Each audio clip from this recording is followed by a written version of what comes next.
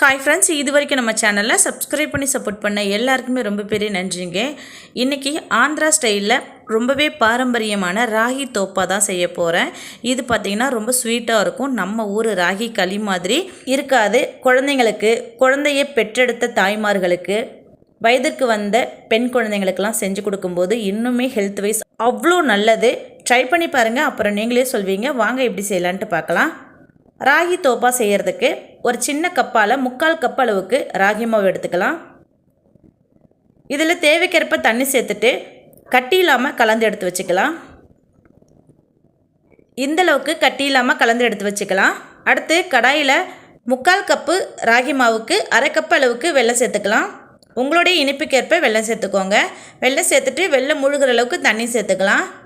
அதோட வாசத்துக்கு 2 ஏலக்காவும் தட்டி சேர்த்துட்டு நல்லா கலந்து விட்டுக்கலாம். வெல்லம் நல்லா கரைஞ்சி வரட்டும். வெள்ளை கரைசல் நல்லா கரைஞ்சி வந்துருச்சு. அடுத்து நம்ம கரைச்சி எடுத்து வச்சுருக்கிற ராகி மாவு கரைசலை வெள்ளை கரைசலோடு சேர்த்து நல்லா கலந்து விட்டுக்கலாம். அடுப்பை லோ ஃப்ளேமில் வச்சுக்கோங்க. கலந்து விட இந்த மாதிரி திரண்டு வரும். ரொம்ப சிம்பிள், ஆனால் டேஸ்ட் சூப்பராக இருக்கும். குழந்தைங்கலேருந்து பெரியவங்க வரைக்கும் சாப்பிடலாம். ஹெல்த் வைஸ் அவ்வளோ நல்லது. ட்ரை பண்ணி பாருங்கள். அடுத்து அடியில் பிடிக்காமல் இருக்கிறதுக்காக 1 டேபிள் ஸ்பூன் அளவுக்கு நெய் சேர்த்துக்கலாம். நெய் சேர்த்து நல்லா கலந்து விட்டுக்கலாம். நெய் இல்லைன்னா நல்லெண்ணெய் சேர்த்து தான் இதை செய்வாங்க. நான் நெய் இருக்குங்கிறதால நெய் சேர்த்து செஞ்சுக்கிறேன். உங்கள்கிட்ட நல்லெண்ணெய் இருந்துச்சுன்னா நல்லெண்ணெய் சேர்த்து செஞ்சுக்கோங்க. வேறு எந்த எண்ணெயுமே சேர்க்கக்கூடாது. அவ்வளோதான், ராகி தோப்பா கொஞ்சம் கூட கடாயில் ஒட்டாமல் ரெடி ஆகிடுச்சு. அடுத்து 1 டீஸ்பூன் நெய்யில் 7-8 முந்திரியை நல்லா செவக்க வறுத்து வச்சுருக்கிறேன். அதையும் சேர்த்து நல்லா கலந்து விட்டுக்கலாம்.